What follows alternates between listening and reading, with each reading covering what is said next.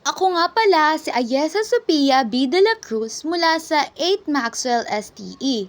At ngayon, ikukwento ko sa inyo ang kwento ni Zaccheo, ang maniningil ng buwis. Matatagpuan sa Lucas 19:1-11. Pumasok at dumaan si Jesus sa Jericho. Naroroon ang isang lalaking nagngangalang Zaccheo.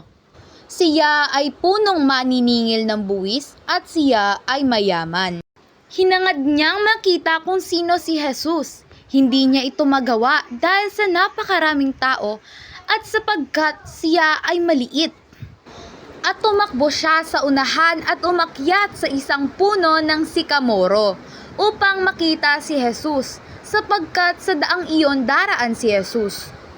Nang dumating si Jesus sa dakong iyon, tumingala siya at nakita niya si Zaccheo. Sinabi ni Jesus sa kanya, "Zaccheo, magmadali kang bumaba sapagkat sa araw na ito ay kinakailangan kong manatili sa iyong bahay." Nagmadali siyang bumaba at nagalak niyang tinanggap si Jesus. Nang makita ito ng lahat, nagbubulong-bulungan sila at kanilang sinabi, manunuluyan siya sa isang makasalanan? Si Zaccheo ay nakatayo at sinabi niya sa Panginoon, "Narito, Panginoon, ang kalahati ng aking tinatangkilik ay ibibigay ko sa mga dukha.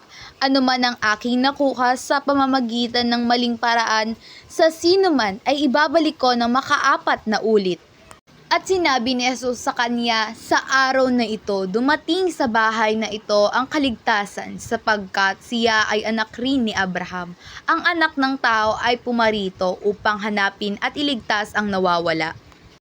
Ang kwento ni Zaccheo ay nagtuturo na walang sino man ang huli pa para magbago. Kahit makasalanan, nagpapakita siya ng pagpapakumbaba at tunay na pagsisisi nang makilala si Jesus. Sa kabila ng kanyang nakaraan, tinanggap siya ni Jesus. Ipinakita na ang kaligtasan ay para sa lahat, nang handang magbago. At doon nagtatapos ang kwento ni Zaccheo, ang maniningil ng buwis. Maraming salamat po.